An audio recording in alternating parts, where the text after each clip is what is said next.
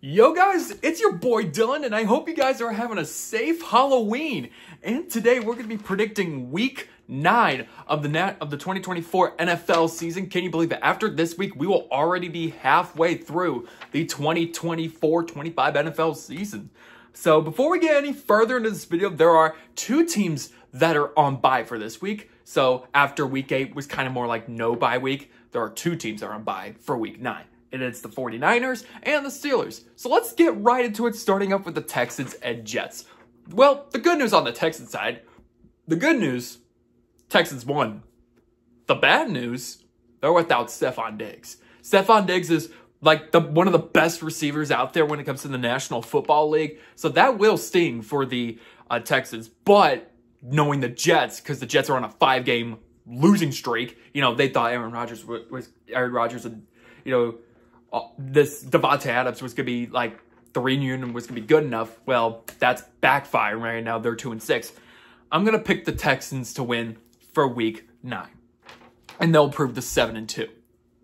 Moving on to the Saints and Panthers.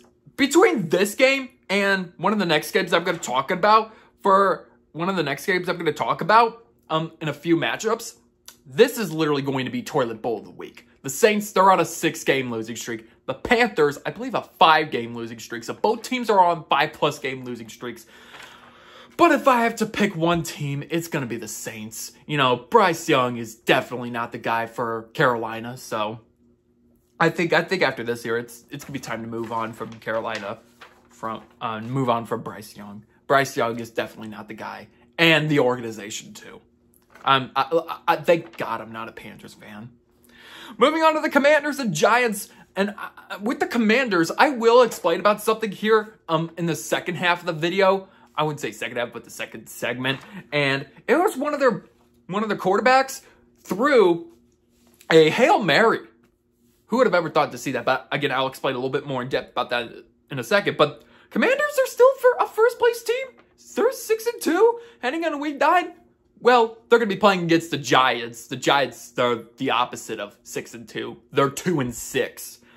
And the Commanders, I do think they will with the roster they have. And how they've been playing so far, I think they'll improve to 7-2. I think they're probably going to be they're right now on pace to being the biggest surprise team of the season. Moving on to the Dolphins and Bills, a rematch, I believe, back all the way in Week 2. The Dolphins, they have Tua Tagovailoa, but even with Tua Tagovailoa, they still lost, apparently.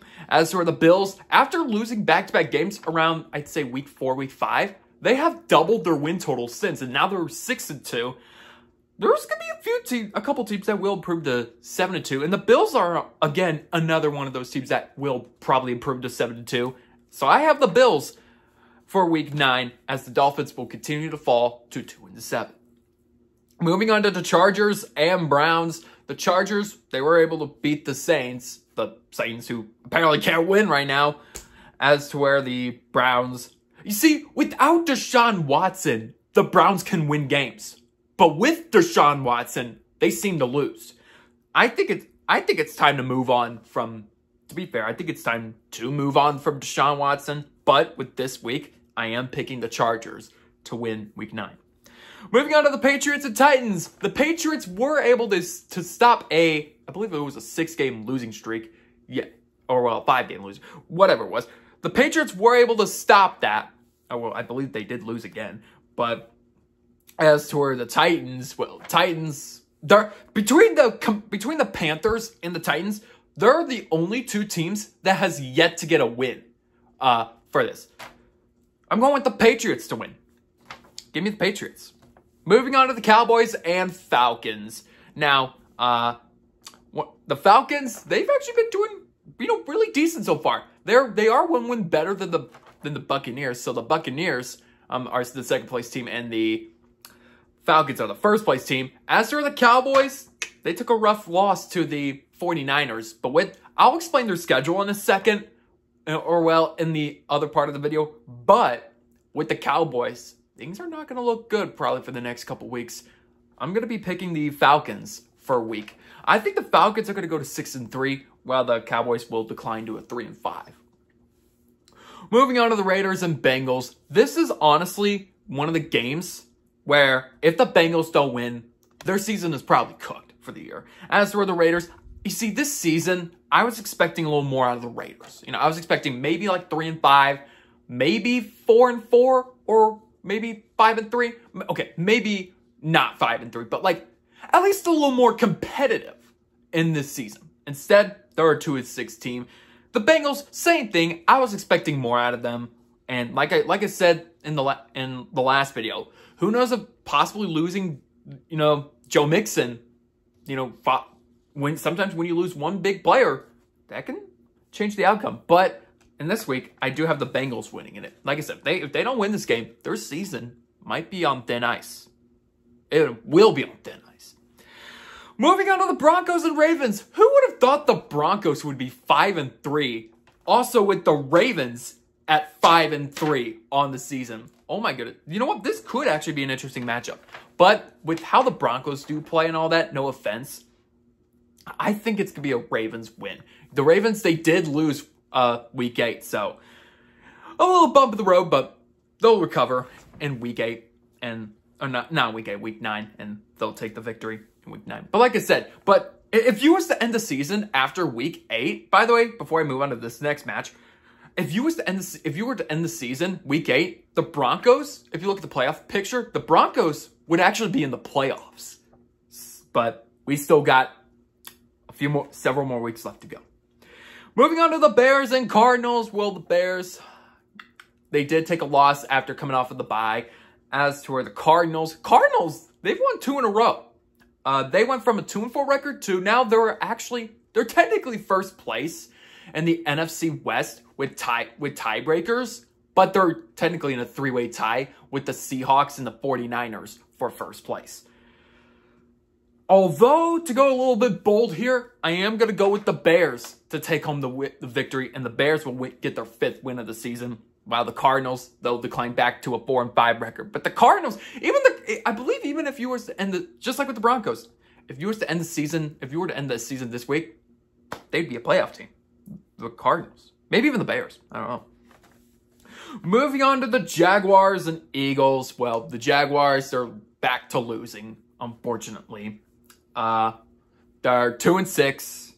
As for the Eagles, they are on a winning streak. They've won 3 in a row. The Eagles gone from 2-2 back up to a 5-2. So the Eagles, they're working up. They're getting better. I wouldn't say they're getting better. They are playing like how they should be playing. They're winning games and all that. I do say they're going to keep their momentum going for week 9. They're going to win 4 in a row, and they will improve to 6-2 on the season. Moving on to the Rams and Seahawks. The Rams and Seahawks, I mean, the Rams are the last place team. I think this could be one of those sluggish games, The NFC West right now looks like a mediocre division. No, like I said, not to be rude or anything, but it just looks like mediocre. Like I said, you got 3 teams that are 4-4, that's 3-4. I'm gonna have to go with the Seahawks for week 9. Moving on to the Lions and Packers. The Lions last week, they steamrolled the Titans 52-14. Oh my goodness. The Lions, like I said, do we even need to talk about that win? Unfortunately, with the Packers, Jordan Love did suffer another injury, which will probably hurt him again. So I'm going to have to go with the Lions, and I think they'll improve to a 7-1 record. As to where the Packers, they'll start to kind of fall backwards a little bit again. Moving on to Sunday Night Football, we have the Colts and Vikings. The Colts, after winning 2 in a row for weeks 6 and 7, they did fall in week 8, and now they're back to .500. As to where the Vikings, ever since they won, they went on that 5-game winning streak to start the season, they have lost back-to-back games. So that is something to keep note of. But after losing back-to-back games, I do think the Vikings will rebound, and I think the Vikings will take home the victory, getting them back on the winning column and making them improve to a 6-2 record. And then Monday Night Football to top it off for Week 9. We have the Buccaneers and the Kansas City Chiefs. The Buccaneers, things have been a bit back and forth this year. Unfortunately, they have lost back-to-back games. As for the Chiefs, so they are just finding ways to win. Oh my goodness. And, when, getting to learn more about DeAndre Hopkins, the Chiefs, they just look unstoppable. Their defense is rock solid. Mahomes did finally get a passing TD for once. Mahomes has not really been passing the TD a lot. Even Travis Kelce got his first TD, so. But I am going with the Chiefs, I am going to go with the Chiefs, and they will improve to 8-0, and I will talk about them in the next part of the video, which is the 3 teams that are declining and 3 teams that are improving after 8 weeks of play. So, declining. We're going to start with the Buccaneers. And what do you know? We're going to start right off with the Buccaneers. Like I said, the Buccaneers, they are going through a couple things here that they're not the best right now. And after back-to-back losses and a win or two by the Falcons are the first place team, and the Buccaneers have slipped to 4-4 at second place. They shouldn't collapse too hard. Knowing the fact that the Saints and Panthers literally suck. So hopefully, they can keep it up in the NFC. The NFC, I believe it's the NFC South. The NFC South is it's a mediocre division. But it is what it is. For the third team, the third place team that I have for improving, and they're not third place in standings, they're, third place in my rankings here, I have the Chiefs. And the reason why I'm putting the Chiefs on here is this is their best start. This is their first 7-0 start since the 2013 season. And the season prior to that would be 2003. So this is the third time in Kansas City Chiefs history that they have started 7-0. And fun fact, the last 2 times that they were 7-0, they would actually go on to be a 9-0 team. So maybe with the Chiefs, maybe they could do it again. We'll see what happens here in the future. Declining. This is one of the teams I do want to touch up on, and that's the Cowboys. The Dallas Cowboys, I know I brought up something about that they do have a really hard schedule coming up. And, honestly, for the next 4 games, they do. Because you have the Falcons. Again, the Falcons, I've been underestimating Kirk Cousins a bit. They actually don't look too bad out there. Then you've got the Eagles. The Eagles, they're on a winning streak. You got the Texans, which that's the Battle of Texas. And the Texans, they've gotten better since, I wouldn't say since last year. Last year was a 10-7, but they look like they're going to be even better. And then you got the Commanders, who they're also doing way better than last year. I wouldn't say way better than last year, but they're better than last year. So if they were to lose all 4 consecutive games, see, right now they're 3-4. If they were to lose all 4 consecutive games, they could potentially collapse into a 3-8 record. They need to really win these games to show that they are competing in the NFL, not just being one big laughing stock in the National Football League. Moving on to the Bills. As for the improving side, the Bills, like I said, after they lost back-to-back weeks, in weeks 4 and 5, they've been winning since again, and 6-2. And at this point, with how the rest of the division's doing, with the Dolphins, Jets, and Patriots, with how they've been playing, it's going to be another Bills division title for the Bills. Again, I was expecting a little worse.